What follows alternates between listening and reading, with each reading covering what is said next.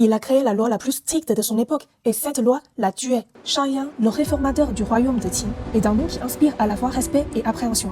Cet étranger venu du royaume de Wei a transformé, au moyen d'un doigt aussi rigide que le fer, le Qin, un État alors faible et délabré, en une armée impitoyable et puissante. Pour que la réforme prenne pied, il fallait d'abord gagner la confiance du peuple. Il a fait installer un tronc de 10 mètres de haut à la porte sud et a déclaré publiquement « Celui qui parvient à le déplacer jusqu'à la porte nord recevra 10 lingots d'or ». Les habitants, jugeant l'offre trop belle pour être vraie, n'osaient rien tenter. Shang a alors augmenté la récompense à 50 lingots. Finalement, un homme robuste s'est présenté, a pris le tronc sur ses épaules et l'a transporté.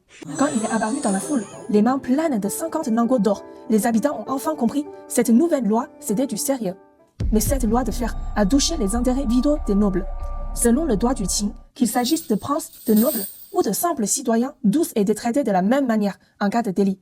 Ces nobles, qui abusaient de leurs privilèges héréditaires pour tyranniser le peuple, ont nourri une haine farouche contre Shang qui leur avait pris leur pouvoir. Tant que le roi de Qin était en vie, Shang bénéficiait de son soutien et personne n'osait l'attaquer. Mais à la mort du roi, le ciel de Shang s'est effondré. Il a fui la capitale de nuit, épuisé et effrayé. Il a voulu se reposer dans une auberge au bord de la route, mais le propriétaire l'a empêché d'entrer.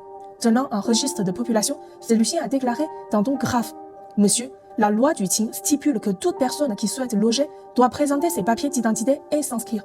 Vous n'avez rien à montrer, je ne peux donc pas vous héberger. Si je viole la loi, toute ma famille sera punie avec moi. » Shang est resté figé sur place. Ses paroles, c'était exactement celles qu'il avait lui-même inscrites dans le droit du Qin. Finalement, les nobles de l'ancien régime ont créé des fausses accusations contre lui et l'ont ramené à la capitale.